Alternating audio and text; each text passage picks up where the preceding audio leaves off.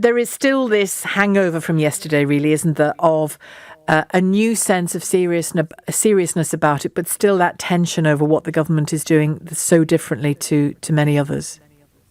That's right, Sheila. I think that's going to go on for the coming weeks because there's no sign imminently that the government's response is going to change. And when you have people like Jeremy Hunt, former Health Secretary, now chair of the Commons Health Committee, saying he is concerned that more's not being done, then inevitably people are going to ask the same question. But the government is adamant. Boris Johnson was asked several times about this yesterday, whether he is doing enough. And he was adamant, as were the Chief Medical Officer and the Chief Scientific Advisor, that they are confident they have taken the right approach. Of course, it's a very different approach to almost all the UK's allies, other Western democracies adopting much stricter measures immediately.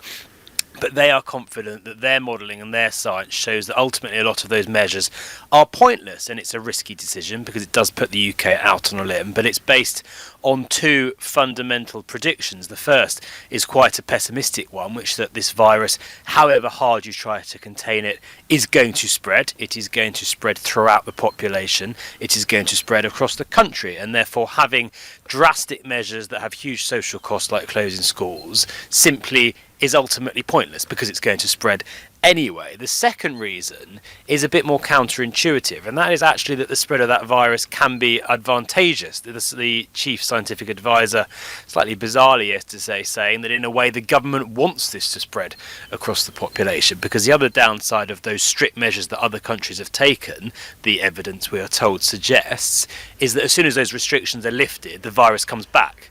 Whereas the UK's approach is different. It says the more people get this now and the more we can spread it out, the more resilient the population will be if this virus comes back in the winter. So effectively, it's a riskier approach, but it's also potentially a more long-term approach, because they say some of these countries like South Korea say that have taken are going to get a second shock. Will struggle in the autumn if this comes back. So more people in the UK might ultimately be affected early on, but I think the thinking is that later down the line this will help us. I wonder how far down the line many of us are thinking. That's the problem, and that's the political tension for Boris Johnson, isn't it? That's exactly it. If I think, I mean, if I can just go on, I mean, just to give real examples, if I think that the cancellation of certain things is going to keep people away from me and my mother, so that when I'm with my mother, she is safer because I haven't been exposed to people in shops or whatever. I mean, that's why I not self-isolated, but that's why I distanced socially a lot earlier on with that in mind. But most of us just want ourselves and our loved ones to be safe right now, don't we? They do, and that's inevitable. That's human nature, and that's why the political pressure is going to come. But there is a sense, and I certainly think a lot of people in government would want to make the point that their approach is a purely, ultimately scientific one. Now, of course, different scientific studies will make different conclusions, and there will have to be political decisions.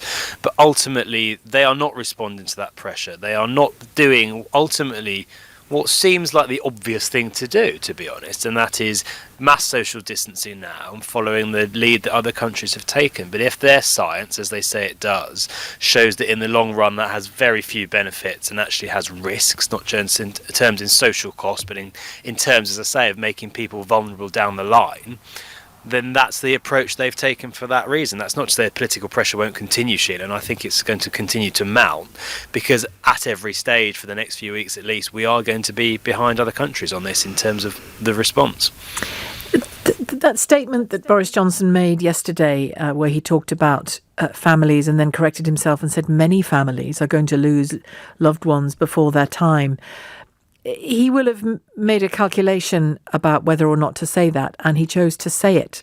Was yesterday about really flagging up to people the seriousness of this in the here and now in the UK, as if anybody, and sadly some people still do need to be brought into that seriousness? It was an astonishing thing to say. I've never heard a Prime Minister say something quite as frank and as sober and as sombre as that. And as you say, there's no chance at all that was just off the cuff. It was very clearly thought through and premeditated. And I think you're right, Sheila. I think this was designed to make people take this seriously, because there have been people say, this is no worse than the ordinary flu. Boris Johnson actually tackled that myth head on. And in order to delay the peak of the disease, which is what the government's primary aim now is, people need to take this seriously. They absolutely need people with symptoms to self-isolate for 7 days. The chief scientific officer said that alone could delay the peak by 25%, which is significant. And ultimately, if they can delay it to where they want to be, that in turn could reduce the total death toll in time by 30%. So these are huge, huge figures. That's potentially thousands and thousands of lives. And the importance now is getting across the severity of the risk and making sure that people pay attention, even though the measures aren't as strict as abroad. The government does not want to give the impression that this isn't something to worry about just because the advice they're giving is slightly different.